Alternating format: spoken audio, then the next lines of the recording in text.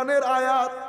আমি যদি গায়েব জানতাম, আমি যদি গায়েব জানতাম, আমি অনেক অনেক অনেক উত্তম কাজ করতাম, কোনো খারাপ কিছু আমাকে টাচ করতে পারতো না। আপনি আয়াতটা পিক করে নিলেন, নবীকে আমার মতো বানিয়ে দিলেন। কিন্তু আমার আল্লাহ আপনাকে আব্দিয়তের চোখে আমার নবীকে দেখতে বলে নাই। আমার আল্লাহ চেয়েছেন আল্লাহর নবীকে যেন আমি মাহবুবিয়তের চোখে দেখি। আব্দিয়তের শান আল্লাহ এবং আল্লাহর বান্দার মধ্যে, এটা আমার নবীর শানে আব্দিয়ত।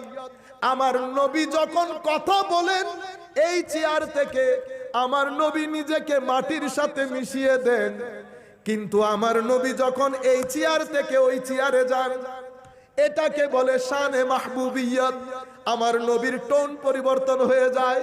আমার নবী এখন বলে, হে আমার সাহাবায়ে কেরাম, আদম সফিউল্লাহ কথা ঠিক, মুসা কালিমুল্লাহ কথা ঠিক, ঈসা রূহুল্লাহ কথা ঠিক, ইব্রাহিম খলিলুল্লাহ কথা ঠিক। বলো তো দেখি আমি কে?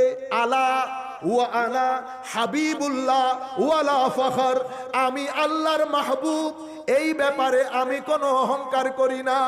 কিয়ামতের ময়দানে আরো অসংখ্য নবী রাসূল থাকবে, কিন্তু কিয়ামতের দিন আল্লাহর প্রশংসার পতাকা আল্লাহ আমার হাতে দিবেন।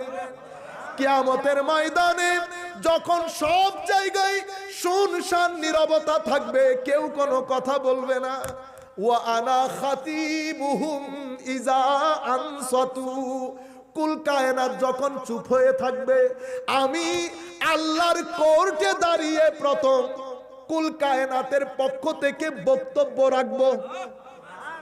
আমি পৃথিবীর মানুষকে আশার আলো দেখাবো, আমি শাফাতের দরজা উন্মোচিত করব।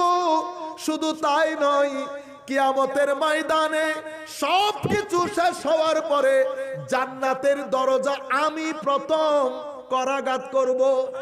আমি করাঘাত করার পরে ভিতর থেকে জব্বার খোদা আমার জন্য জান্নাতের দরজা খুলে দেবেন। সুবহানাল্লাহ।